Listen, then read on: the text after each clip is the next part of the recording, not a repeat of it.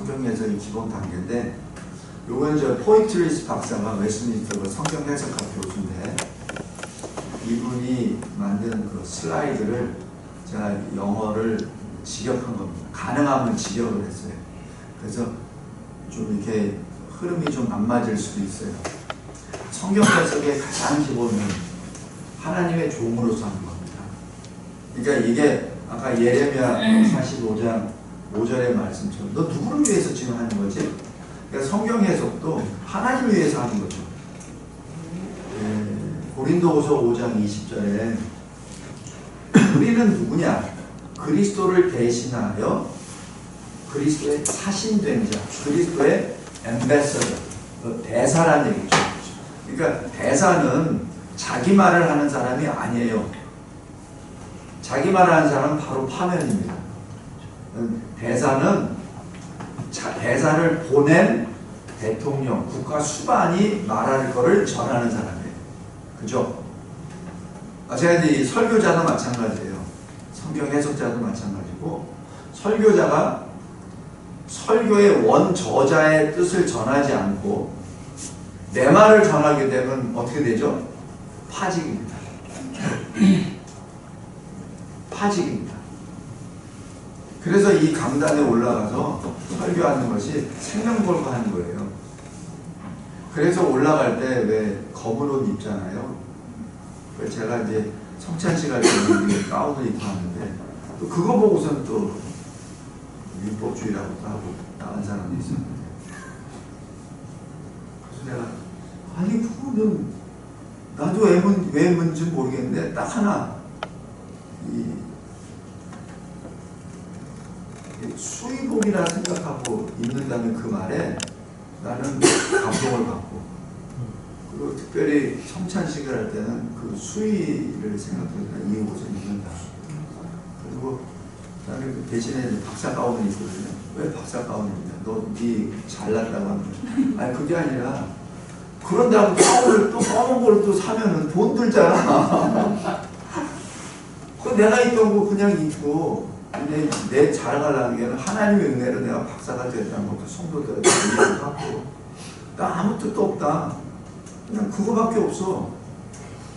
목사님, 그 가운을 입는 게 정설인지 모르겠는데 영국에서 시작됐는데, 누가 그 검은 옷을 입냐면 목사, 그 다음에 축구할 때 심판, 그 다음에 판사, 이렇게 세 종류가 그걸 입을 수 있답니다. 그것은 뭐냐면 판단할 수 있는 권한이 있기 때문에, 그래서 목사도 그것을 입었다고 합니다. 이게 이제 정설인지 모르겠어요. 그렇게 얘기를 하더라고요. 그래서 저기 왜 이제 박사 가운 보면 이게 세 줄 이제 하잖아요. 네 줄이 있는 게 있어요. 네 줄이 그게 대법관이에요. 그 미국에서는 그래요. 그래서 제 지도 교수가 저한테 가운 입혀주면서 그 얘기를 하더라고요. 그래서 이제 허 목사님 얘기해주면 그 얘기를 하시더라고요. 그래서 제가 그 지도 교수님한테 알겠습니다. 근데 저는 수의로 입는 것이 더 해석이 더 좋은 것 같아요. 그러니까 생명 걸고 올라가서 그 다짐하는 차원에서 그 말씀 맞아요. 그 세 가지. 근데 이 성경 해석할 때는 다른 거 생각하지 말고 하나님의 종이다 생각하지 말고, 하나님의 종이니까 하나님이 말씀하시고자 하는 것을 전해라. 하나님이 말씀하시고자. 그래서 우리가 하나님의 마음을 받아야 되죠. 성경을 해석을 할 때 이걸로만 하다 보면 교만해져요. 이걸 하다 보면 이 사람이 나는 굉장히 대단한 사람인 줄 알았더니 해석한 거 보니까 이거밖에 못했네 이러면서 평가하고 판단하게 돼. 그런 일 하지 말고, 그 사람들은 그 사람 나름대로 하나님도 받은 거고, 그걸 인정하라는 얘기예요. 인정해서 그거를 나한테 참고 자료로 참고, 그 다음에 나는 또 나름대로 받는 거지. 그죠?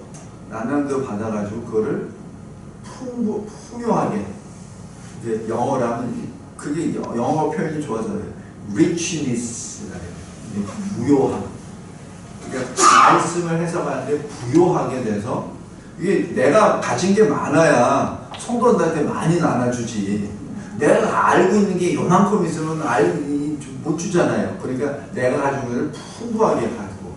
그러니까 이 사람이 얘기한 거에 대해서 평가하나 비판하지 말고 이 사람을 가지고 그대로 내가 받아들이고 대신에 필터링을 하고 성경적으로 영적으로 이 사람이 한 거를 이쪽에서 내가 다시 걸르고 그런 과정에서 내 거를 쌓아나가야 되죠. 그죠? 그 다음에 성경 해석의 목표는 하나님을 섬기는 겁니다. 다 똑같아요. 그 뉘앙스가. 그래서 하나님을 섬기는데 그 목표를 두십시오. 그 다음에 이 성경이 우리 삶의 빛이 되어야 합니다.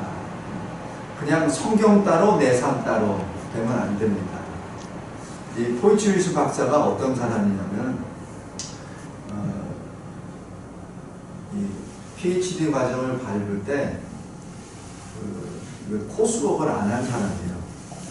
보통 박사 과정은 2년 코스웍이 있어요. 근데 이 사람은 원래 수학자였어요. 수학 박사를 따기 직전에 소명을 받아가지고 그걸 걷어치고 들어온 사람이에요. 그러니까 웨스트민스터 그 신학원에서 그 사람이 어떤 학적인 것을 인정하고 당신은 코스웍이 필요 없으니까 논문만 쓰시오.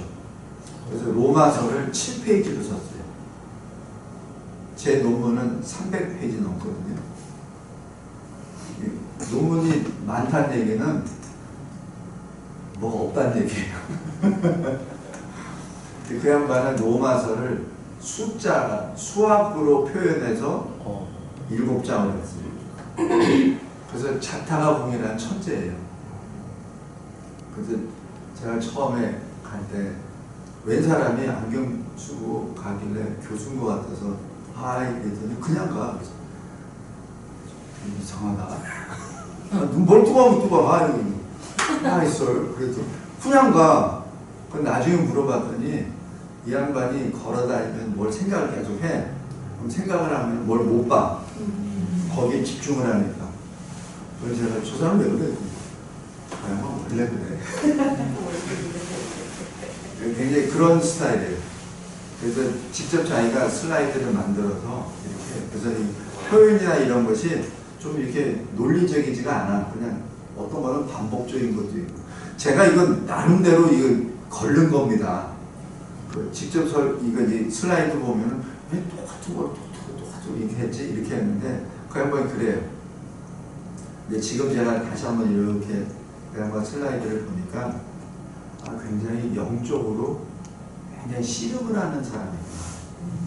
그냥 어떤 지식적으로 이렇게 누구가 이렇게 연결한 게 아니라 기도하는 사람이라는 걸 느꼈어요. 그래서 이 표현들이 그렇습니다. 그래서 이 세 가지 단계로 포이츠윌스 박사가 설명한 건데 첫 번째는 들어라, 생각하라, 평안하라. 보통 우리 성경에서 좀 다르죠. 요런 내용은 저기 책에 안 나와요. 제가 이게 클래스에서 받는 거니까. 들을 때 하나님이 무엇을 말씀하신가를 들어라. 이게 주체가 하나님이기 때문에 무엇을 말씀하시는가.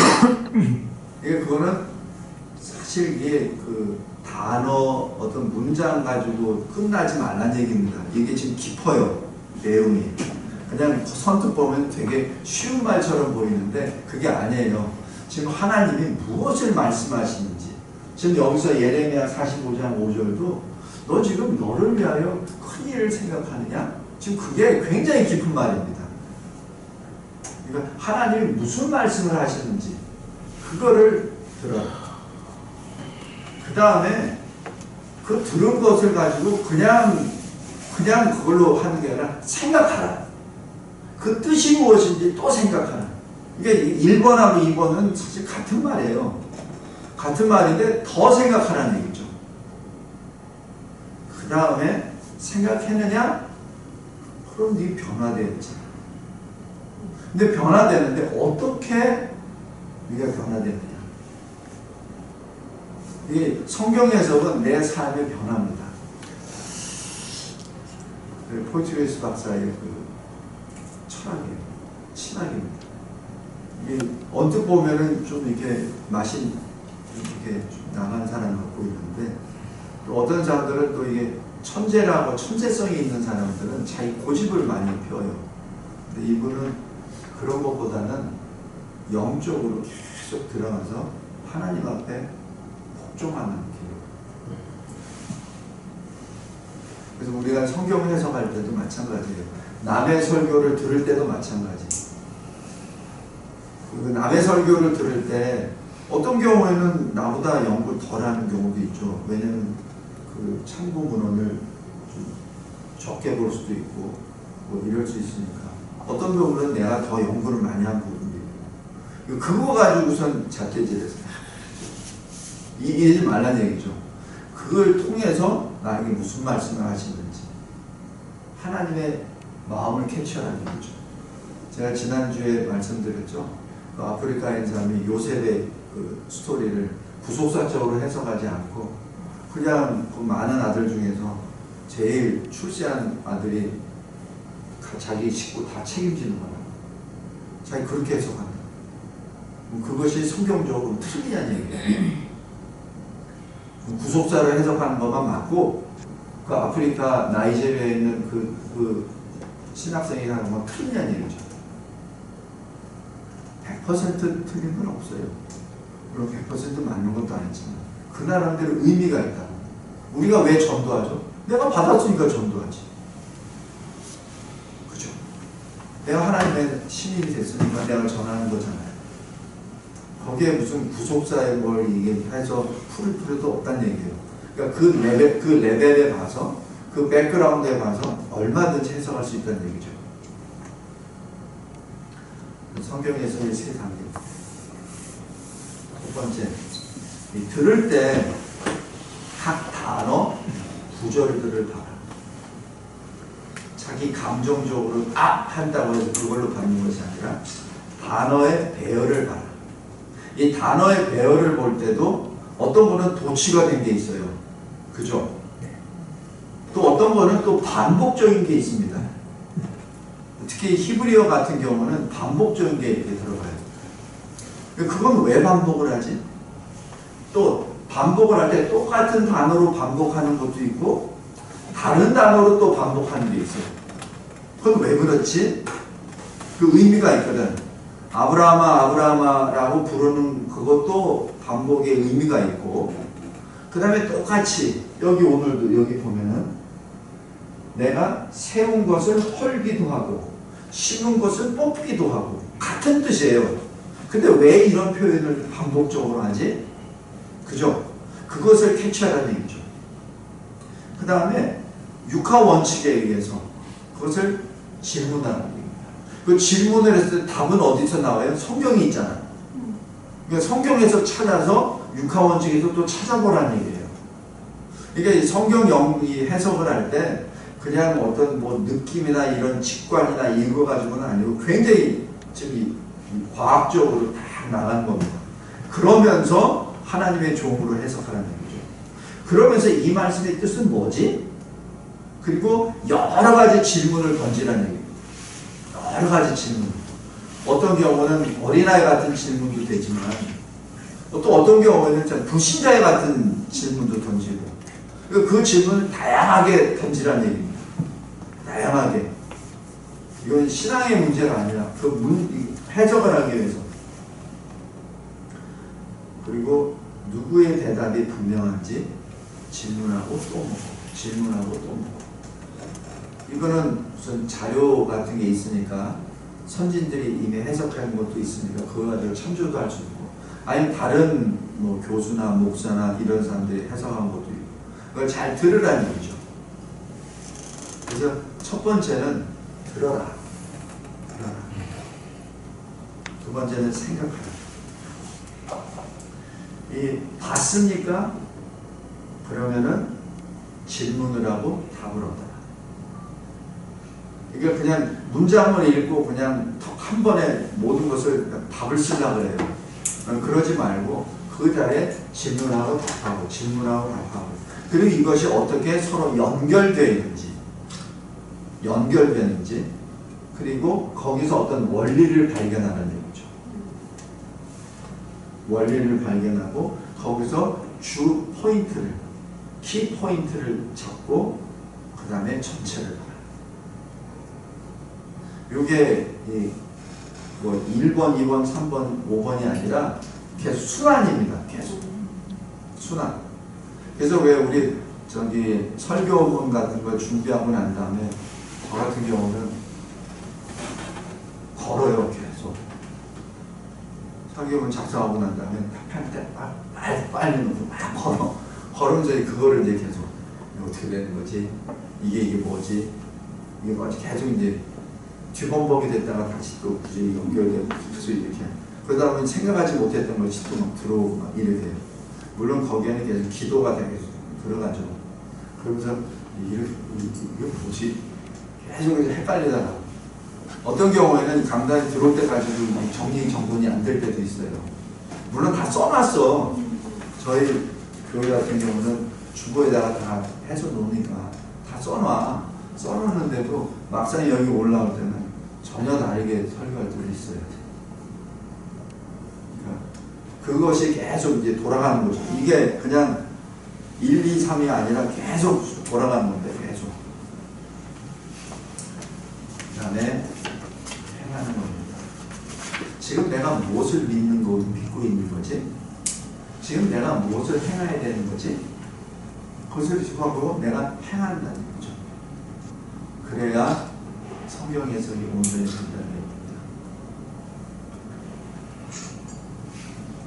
그래서 제가 이제 성경 해석학을 준비하려고 제 자료가 있는 게 웨스트민스터에 있는 것밖에 없고 영어 자료를 바꿨기 때문에 제가 여기 기독교 서점에 저기 가가지고서 성경 해석을 다 봤어요. 한국에 있는 거. 보니까 성경 해석이 이런 것이라는 것을 뭐 설명을 해놨는데 해석에 대해서는 답이 없죠. 뭐 누구는 이렇게 얘기하다 누구는 이렇게 하는 거 그런 얘기만 하고 끝. 그게 참 답답하더라고. 그래서 한편으로는 답답했지만 한편으로는 감사했어요. 아, 내가 설 자리가 있구나. 쉽게 내가 설 자리가 있구나.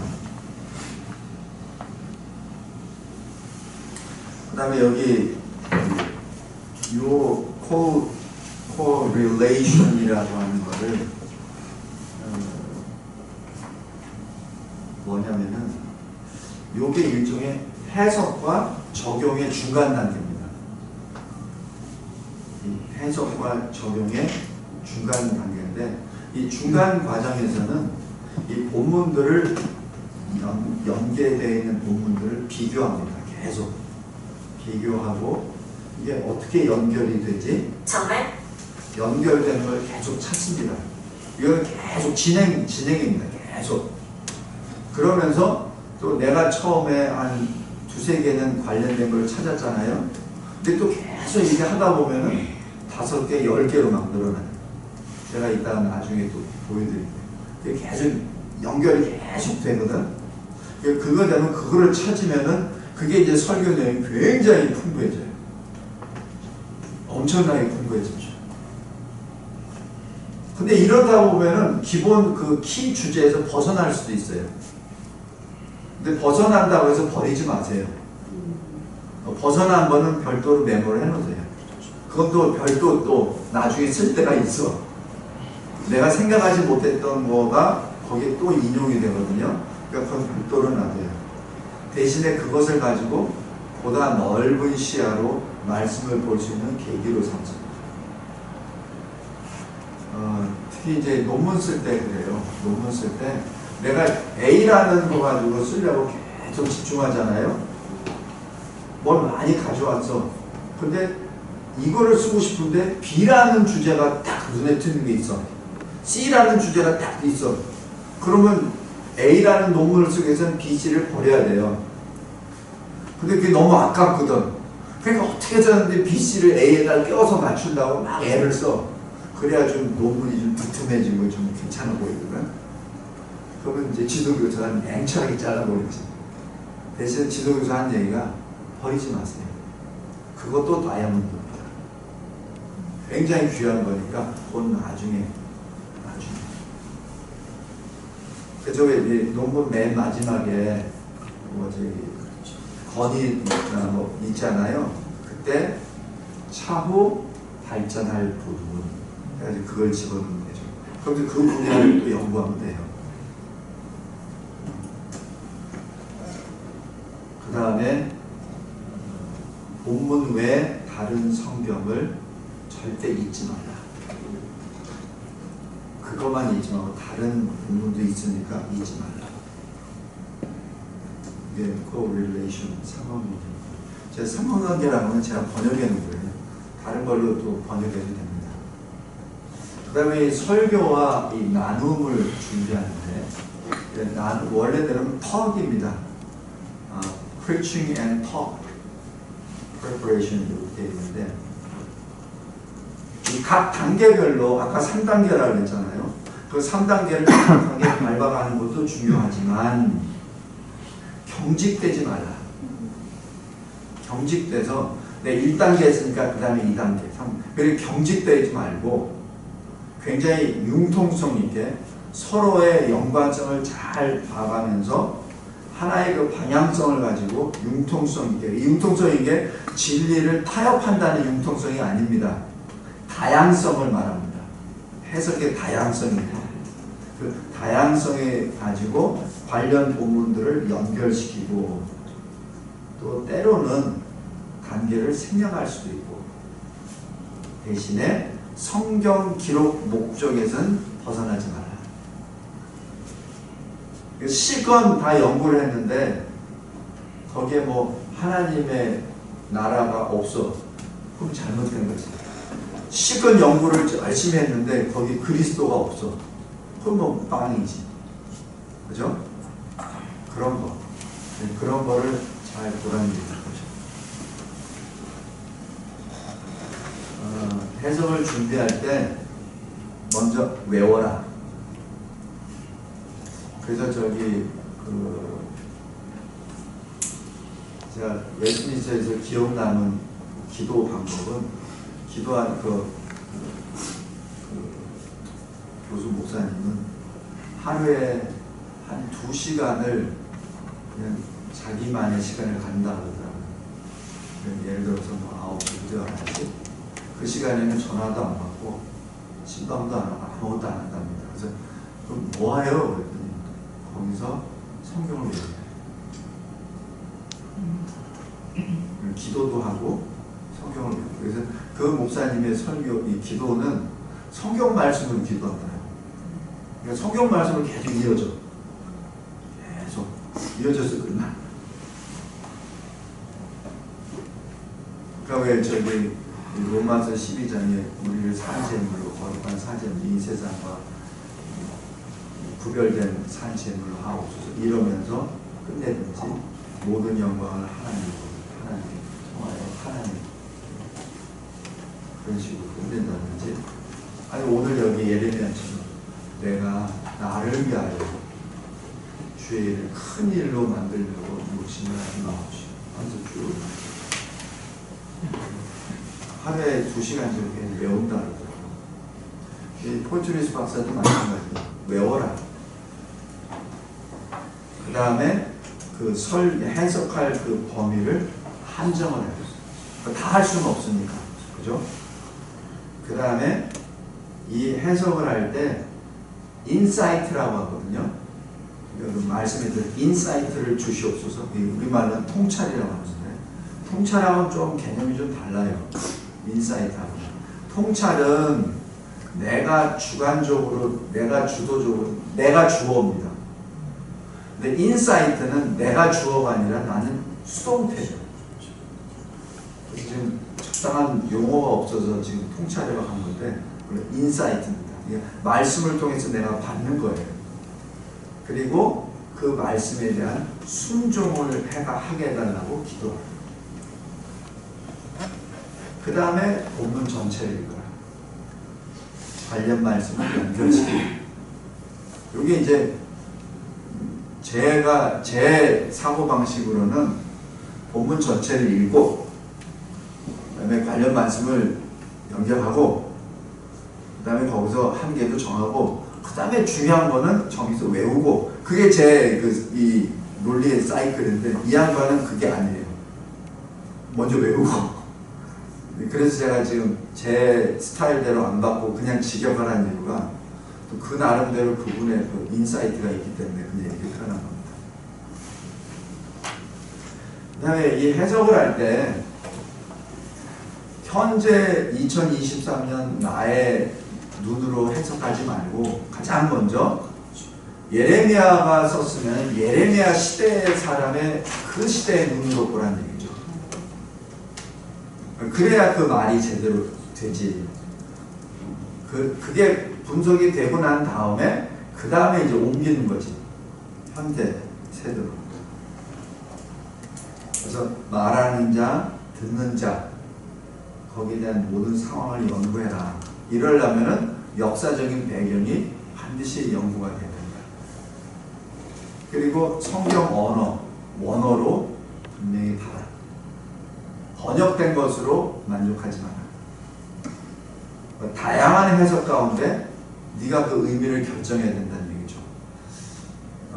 아까 제가 얘기했던 그 전량물, 노량물, 이 샬랄이라고 하는 그 히브리어 단어에서도 어떤 거는 플런더, 그래서 빼앗은 거, 또 어떤 거는 프라이즈, 상품.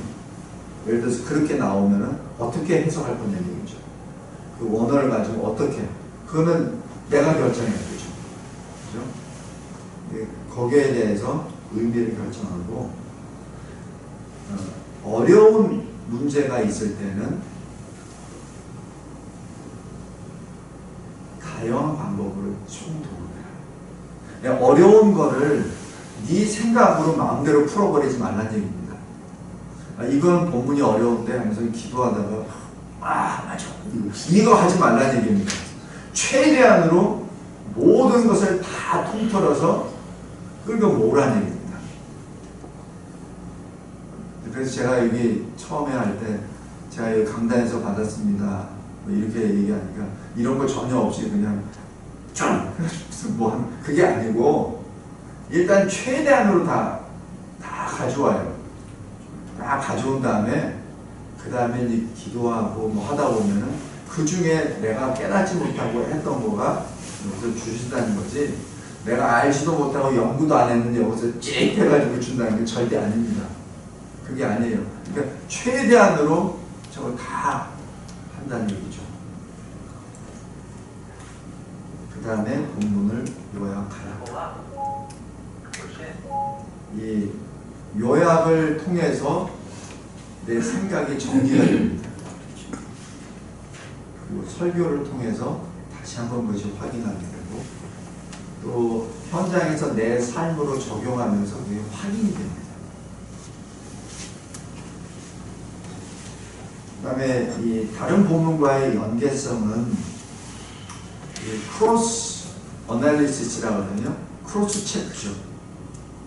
그러니까 본문에 대한 그 관련 자료를 서로 연결시키라는 얘기죠.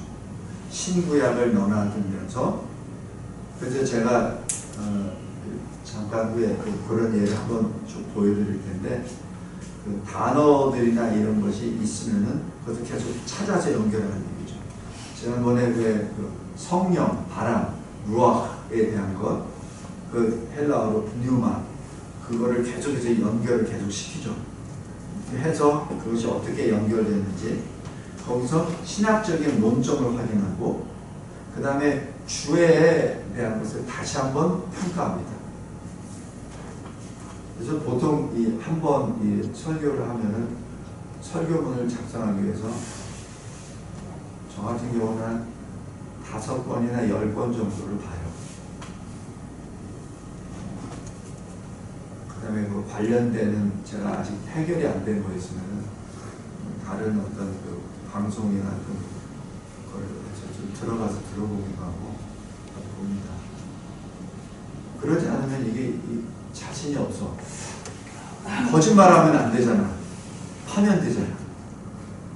이게 거짓말할 수는 없고 거짓말이 아닌 것을 증거를 계속 찾아야 되니까. 그다음에 한 문장으로 요약하는. 이게 굉장히 중요합니다. 제가 여기 박사 논문 다 쓰고 난 다음에 거기서 커미티에서 요구하는 게 그거예요. 당신 논문 300 몇 페이지인데 한 문장으로 요약하십시오.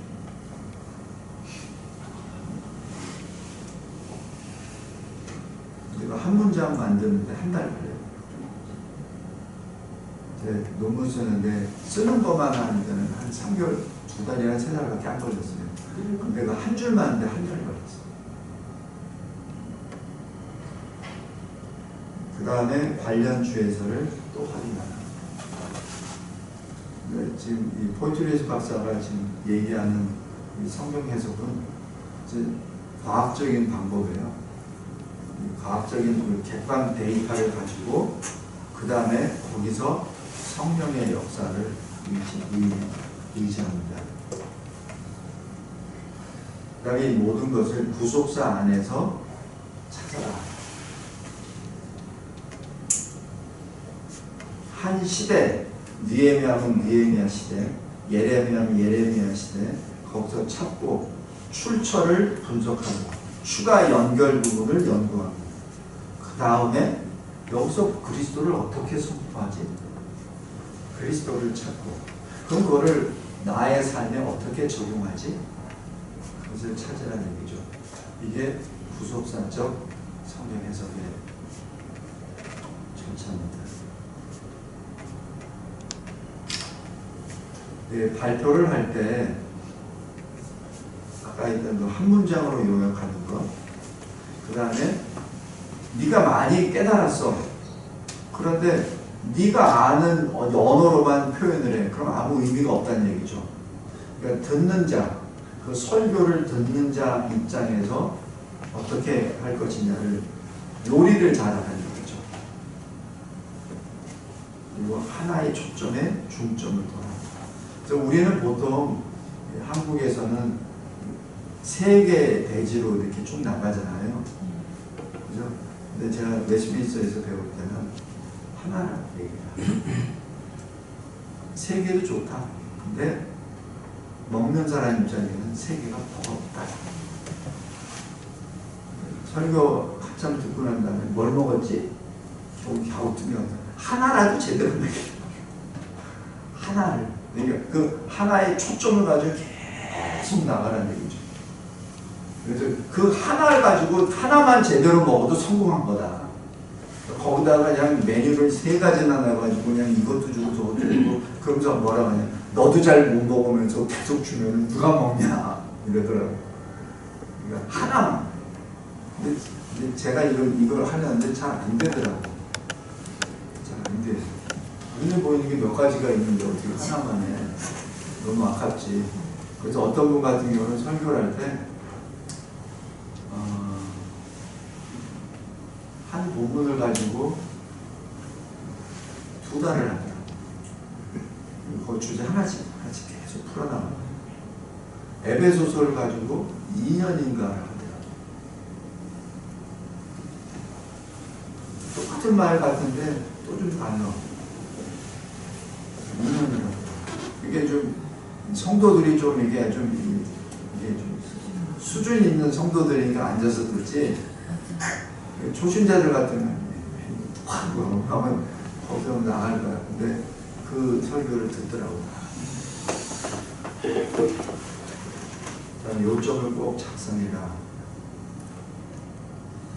이제 그런 거를 지금 쭉 생각을 하시면서 창세기를 다시 한번 보겠습니다. 제가 지난 시간에 이삭에 대해서 읽었어요. 이삭이 특별한 사람입니다. 아버지 아브라함이 100세 때 태어났잖아요. 그리고 하나님이 지시한 그 산에 올라가서 아브라함이 자기를 죽이려고 할 때 그때 하나님의 사자를 통해서 아브라함만 들은 것이 아니라 이삭도 들었다고 분명히 생각돼요. 그런데 그렇게 영적인 체험을 자기 생명을 통해서 영적인 체험을 한 사람인데 좀 이해 안 되는 것이 에서와 야곱의 결혼 문제입니다. 에서가 40살에 결혼하잖아요. 그죠? 그럼 야곱도 40살이라는 얘기죠. 그러면 에서가 이방 여인 두 여인하고 결혼했잖아요. 그럼 야곱은 어땠을까? 지금 성경은 기록이 없어요. 그죠? 근데 이 야곱의 심정을 제가 계속 추론해 보는 이유가 보통들 야곱이 그 아버지를 떠나서 바다나로 간 것이 보통 한 20대 젊은이라고 생각하는데 그게 아니에요. 제가 쭉 보면은 야곱이 130대 요셉을 만나고 그때 바로왕 앞에 서죠. 그때 요셉의 나이가 39세입니다. 왜냐면 30세 총리가 되고 7년 풍년, 2년 충년이니까. 그러면은 야곱이 91세 때 요셉이 났어요. 근데 요셉이 날 때가 야곱이 20년 바다나람에 있어요. 라반의 집에 20년 있으나 때거든. 근데 야곱이 나와서 가족들을 데리고 형 에서한테 절을 할 때 라헬과 요셉을 절을 시킨다 그래요. 그러면 그때 요셉이 최소한 걸어 다닐 정도 된다는 얘기거든. 그러니까 한 살 이상 2살, 뭐 많으면 3살. 근데 그게 20년 안에 다 이루어졌잖아. 그러니까 그냥 얼추 봐도 야곱이 바다나라고 갈 때는 70이 넘을 때였어요. 그럼 다시 한번 생각해서 야곱은 왜 결혼 안 했지? 70살이 될 때까지. 제가 조금 있으면 70인데. 아니 70 될 때까지 결혼을 안 했어요. 왜? 신앙 지키기. 충분히 야곱도 형 에서처럼 결혼할 수 있습니다. 에서도 했는데 왜 안 해? 얼마든지 할 수 있어요. 근데 야곱은 안 합니다. 그게 신앙이에요. 여기 창세기 26장 잠깐 보세요.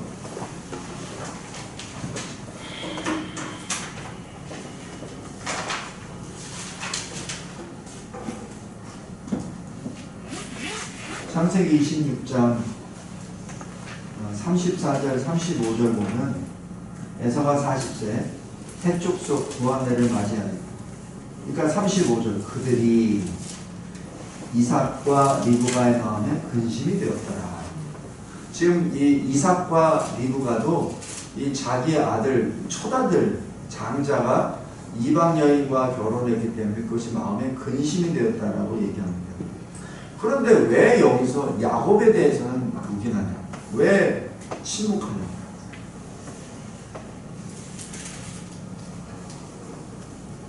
그래서 야곱이 야곱은 참 바다나람으로 갈 그 기간 동안 그 30년 기간 동안 나름대로 신앙 지키려고 엄청나게 노력한 거예요.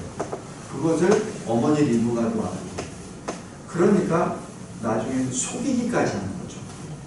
아버지를 속이기까지 하면서 나는 내 신앙을 지켜야 되겠다고 하고 또 하나님이 주신 언약을 내가 지켜야 되겠다는 그것 때문에 근데 그것이 너무 하나님 편에서 보면 너무 어린아이 같은 스타일이죠.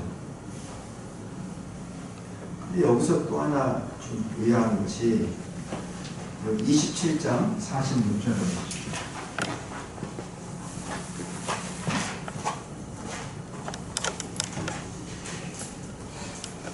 리브가가 야곱 통해서 거짓말을 한 것에 대해서 나중에 드러난 다음에 리브가가 남편 이삭에게 말해요. 내가 햇사람의 딸들로 말미암아 내 삶이 싫어졌거늘 야곱이 만일 이 땅의 딸들 곧 그들과 같은 햇사람의 딸들 중에서 아내를 맞이하면 내 삶에 내게 무슨 재미. 여기서 이 번역이 재미로 되어 있는데 히브리어 말로는 토브입니다.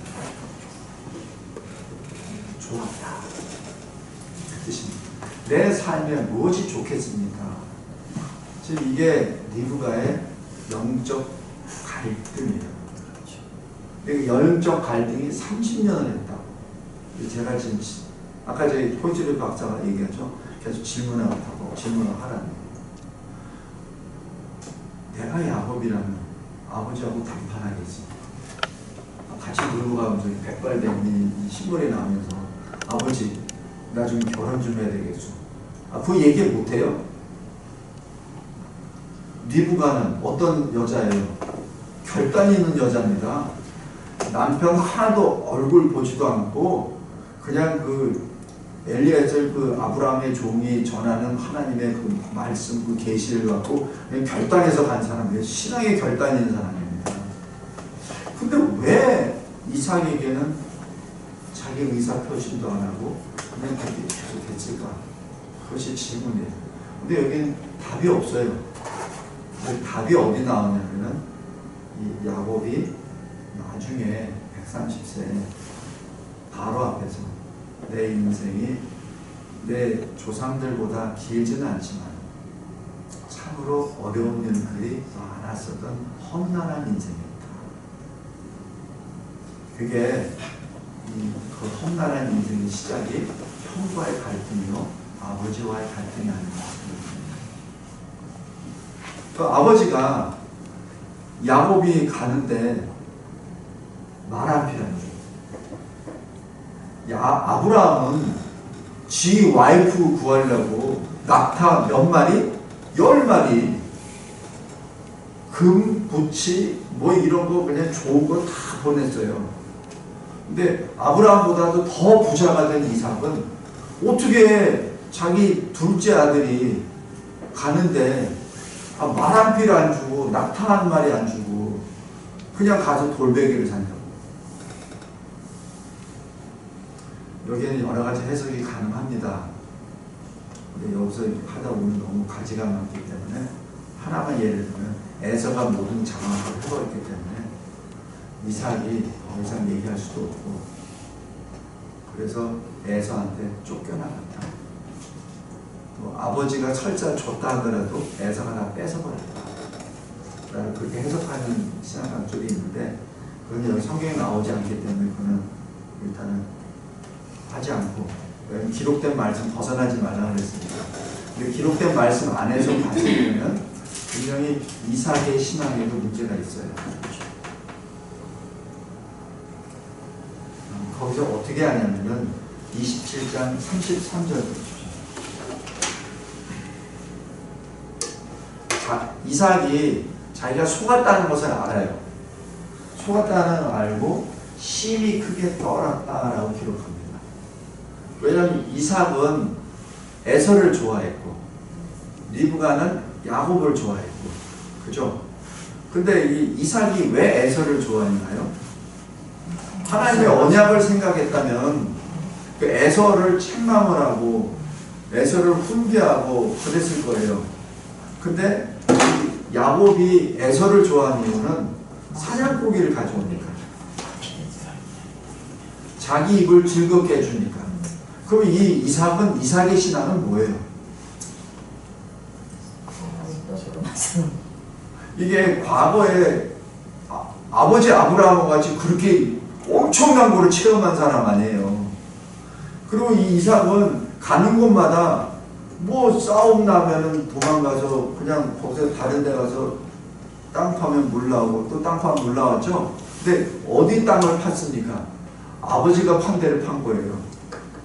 그냥 지가 알아서 그냥 뭘 찾아서 판 게 아니라 옛날 아버지가 팠던 데를 가서 아버지가 팠던 데를 판 거예요. 그게 또 물이 나오지. 그러니까 신앙의 2세대가 누릴 수 있는 최고의 것을 누린 사람입니다. 그리고 하나님의 복도 받고. 그런데 왜 그의 신앙이 이렇게 되어버리는 얘기죠? 그러니까 신이 떠났다는 얘기는 하나님의 언약 앞에 자기의 욕심이 부딪히는 시간이죠.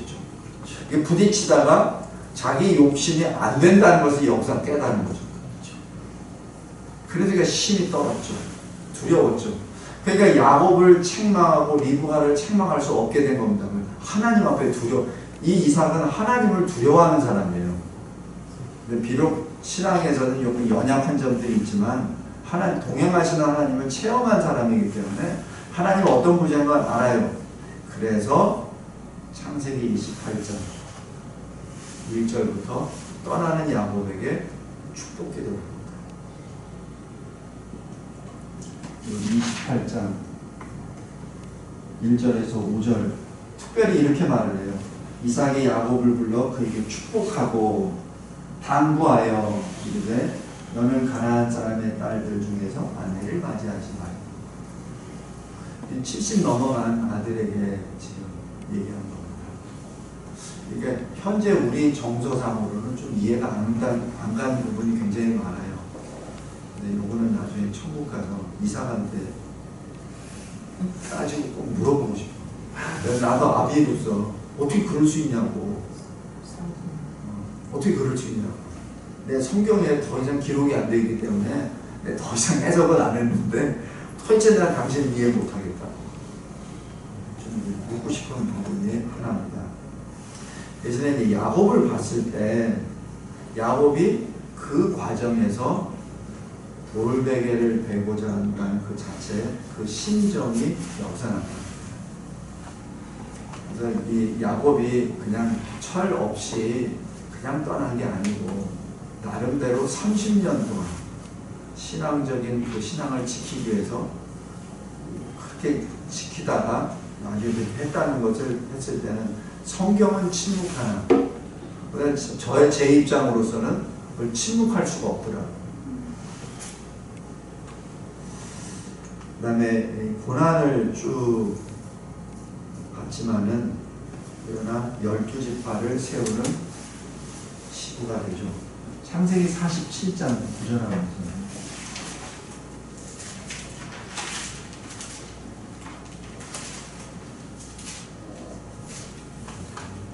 바로 앞에 험악한 세월을 보내었나이다 이렇게 말하면서 여기 46장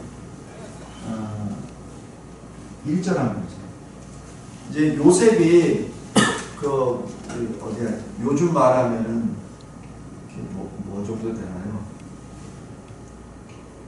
굉장히 큰 차 보냈겠죠. 리무진이나 뭐 이런 거, 그다음에 캐딜락 같은 거. 그 당시 형제가 보내는 건데, 뭐 그죠? 쫙 보냅니다.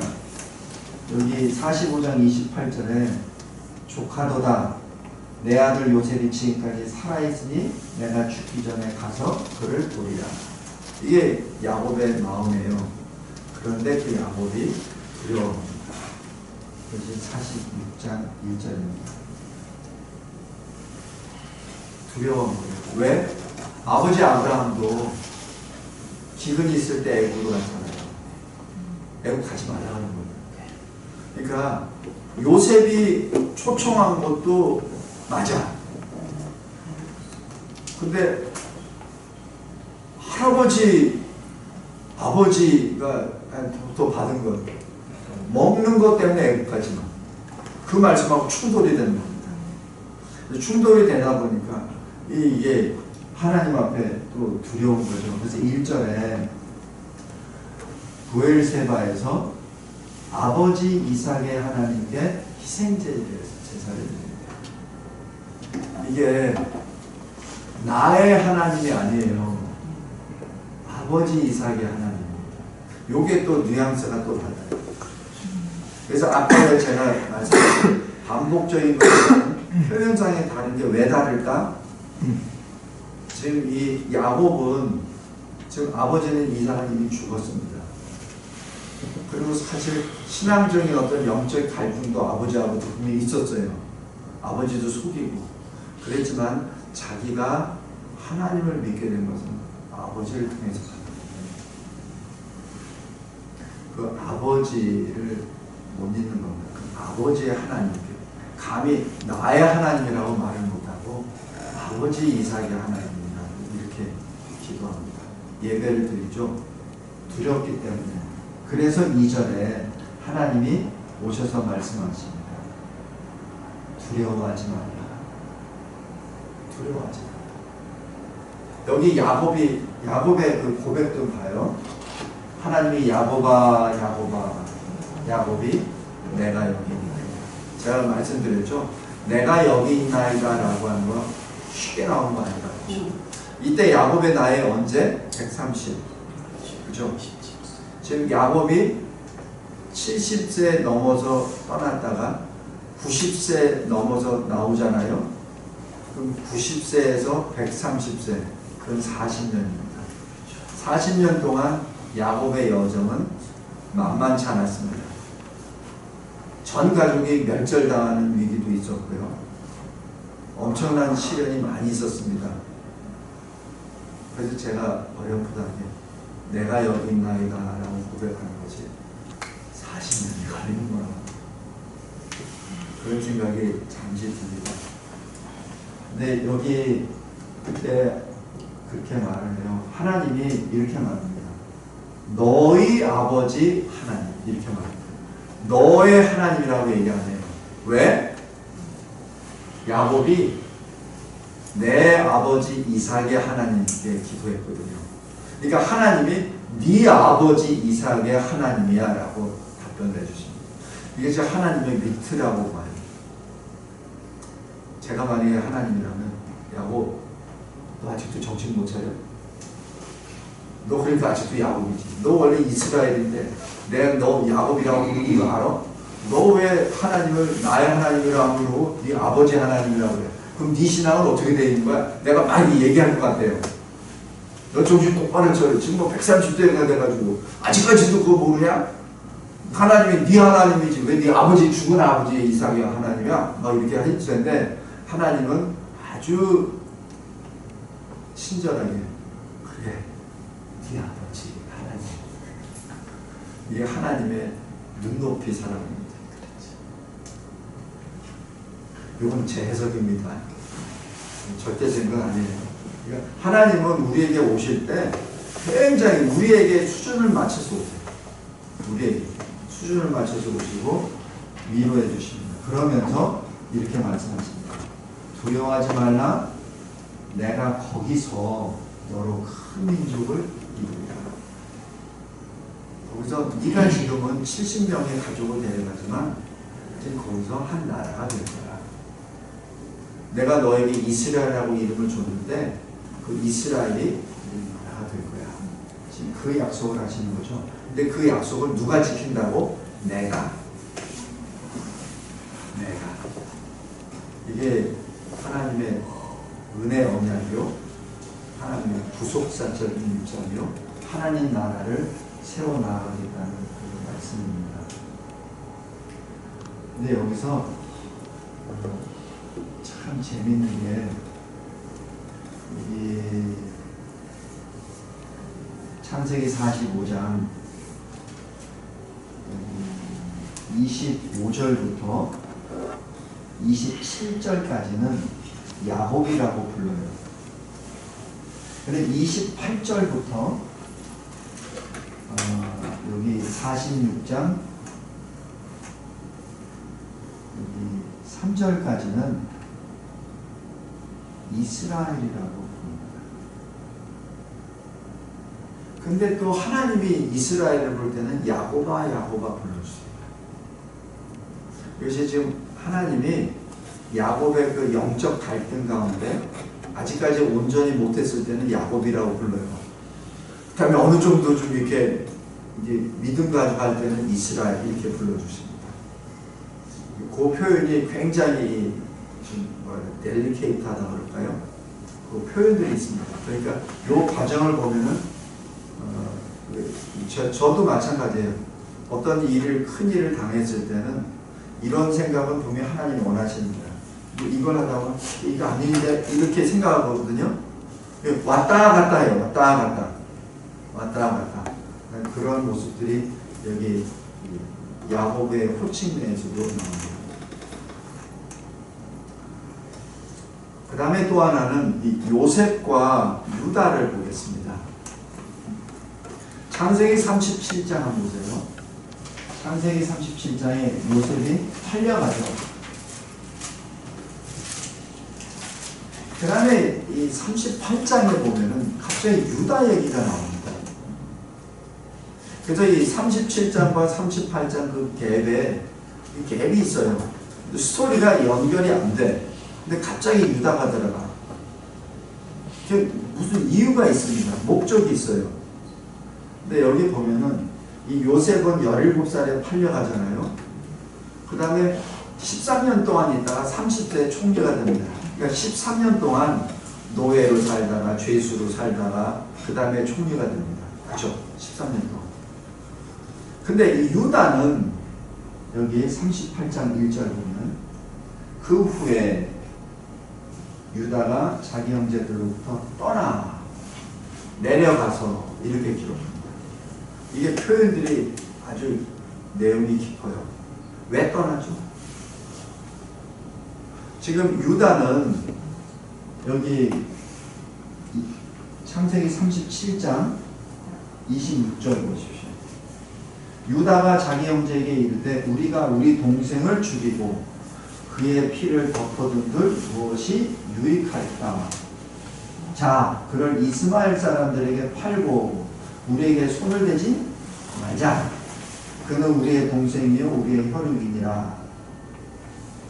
그의 형제들이 청종하였다. 그러니까 지금 요셉을 팔자고 이렇게 얘기한 사람은 유다입니다. 그죠? 근데 그 목적은 요셉을 살리기 위해서 한 거죠. 안 그러면 요셉 죽여버리니까. 아마 그 당시에 이 제일 큰형 르우벤은 자리에 없었던 것 같아요. 그러니까 유다가 거기서 제안을 했고 그 제안에 따라 팔려갔습니다. 근데 아버지 이삭한테 가서 뭐 했죠? 거짓말하잖아요. 그러니까 이 이삭은 야곱은 그냥 내가 이제 내 사랑하는 아들 죽었으면 내가 어떻게 할고 이렇게 하면서 그때 얼추 봐도 100세가 넘었잖아요. 나는 이제 죽어야 되겠다 막 이렇게 얘기를 하잖아요. 자, 제가 이 본문을 생각하면서 내가 유다라면 어떻게 했을까? 아버지 얼굴을 못 볼 것 같아요. 내 형제들 얼굴을 못 볼 것 같아요. 그 아버지가 그렇게 괴로워합니다. 순간적으로 미운 동생 그냥 팔아버려. 이럴 수는 있어.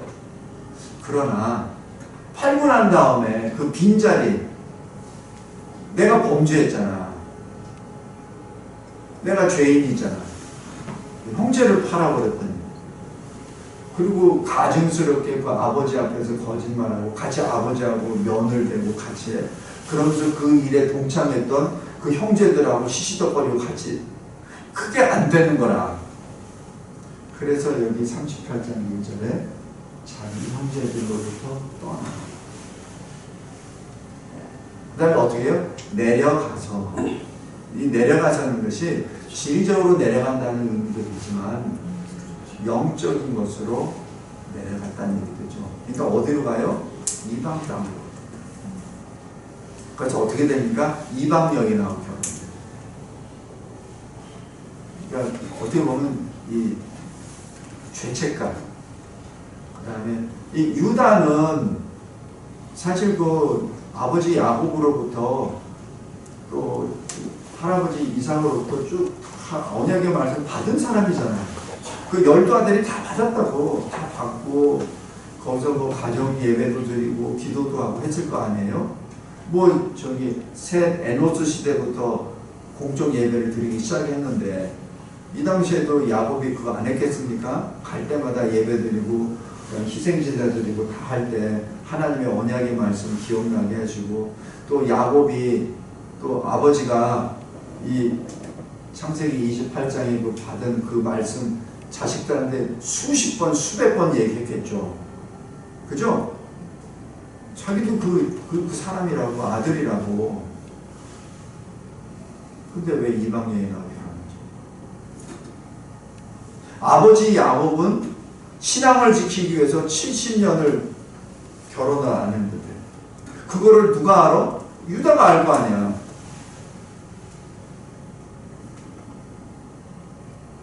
그것이 영적으로 내려가서 그 다음에 쭉 우리가 잘 알듯이 며느리하고 통해서 쌍둥이를 낳게 되죠. 그래서 제가 이 37장과 38장을 쭉 생각하면서 왜 38장이 여기 들어갔을까? 그냥 요셉의 스토리만 들어가면은 38장이 필요 없어. 난 37장에서 39장으로 들어가면 돼. 요셉의 스토리 쭉 나오는데 왜 야곱의 스토리를 거기다 넣었을까? 그것이 그 야곱, 이스라엘의 그 언약이 이제 다윗을 통하기 전에 유다를 겹칩니다. 그래서 하나님은 유다를 기록하게 유다가 어떤 영적 상태가 있었는지 그것을 잠깐 보여줍니다. 그리고 이제 22년 후에 유다와 요셉이 만나죠. 그래서 이 형들과 요셉이 만날 그때 어떤 그 고센 지역으로 간다든지 아니면 아버지 야곱에 대한 어떤 결정권이라든지 뭐 모든 걸 할 때 유다가 그렇죠. 우리 잘 알잖아요. 르우벤은 아버지 친상을 벌었었고 그 장자 직분이 이미 파해졌고 시므온은 여기 세겜에서 또 필요 때문에 안 되고 또 레위도 마찬가지 안 되고 넷째 유다가 들어가잖아요. 그래서 그 다음부터는 유다가 계속해서 장자 역할을 합니다. 그래서 모든 의사결정을 유다가 합니다. 모든 것을 바로 앞에 가서도 마찬가지 고센 땅을 결정할 때도 유다가 합니다. 그것이 43장, 44장, 46장 쭉 나옵니다. 근데 여기서 좀 재밌는 것이 똑같이 22년을 지내는 거. 요셉의 22년 후에는 총리, 유다의 22년 후에는 난민. 근데 거기서 또 재밌는 것은 하나님은 유다를 통해서 그리스도를 하셨습니다. 예비한 것이. 또 요셉은 두 아들을 낳잖아요. 두 아들이 므낫세와 에브라임인데 나중에 나뉘어서 북이스라엘에 커다란 그 영향력 있는 지파가 되잖아요. 그 모습을 봤을 때 어느 한 사람의 그 신앙이 좋다고 해서 그 후손들이 그대로 공짜로 받는 게 아니라는 얘기죠. 그 언약은, 그 신앙은 각자 일대일에 관계라는 거죠. 그러니까 누구도 자만할 수도 없고, 누구도 높은 자리에 있을 수도 없고, 항상 낮추란 얘기죠. 그 말씀이 그다음에 이 요셉의 그 말씀은 창세기 15장의 특별 언약을 통해서 하나님이 약속하시잖아요. 너희 자손들이 아브라함에게 말합니다. 너희 자손이 430년 동안 400년 동안 다른 나라에 가서 노예 생활을 하리라. 그리고 내가 건져내리라 하는 그 말씀을 요셉이 그것을 이루어 나가고 요셉을 통해서 그리고 나중에 모세를 통해서 요셉의 해골을 내고 나오는 그 역사가 그게 그냥 단순한 역사의 연결이 아니라 계속적인 언약의 승계가 이루어졌다는 얘기예요. 믿음의 계승이 계속해서 일어났던 일입니다. 여기에 성경에는 그런 말씀은 없어요. 그런데 성경에는 그 사건 하나만 딱 얘기하죠. 그럼 사건을 통해서 갑자기 모세가 짠 해가지고 그 요셉의 해골? 아니에요. 요셉의 어머니. 어머니가 누구죠? 아니 모세. 모세. 요게벳. 요게벳. 그렇죠. 그 어머니가 계속 젖먹이면서 무엇을 했을까? 기도하며 무엇을까? 그것이 40세 때 바로 그걸 떠날 수 있는 시초가 되죠. 이런 모든 것이 이 창세기 전체를 이렇게 보다 보면은 그냥 우리가 알고 있는 그 스토리 이외에 하나님께서 굉장히 섬세하게 터치하는 부분들이 있습니다. 그 터치하는 부분들을 우리가 딱 느꼈을 때, 아, 하나님의 그 마음이 더 뜨겁게 왔다는 것을 봅니다. 그리고 지난주 시간에 봤던 것처럼 이 방주라는 것, 헤바라고 하는 것이 모세의 그 바구니와 같다는 얘기예요. 이건 지난주에 했었기 때문에 넘어가겠습니다.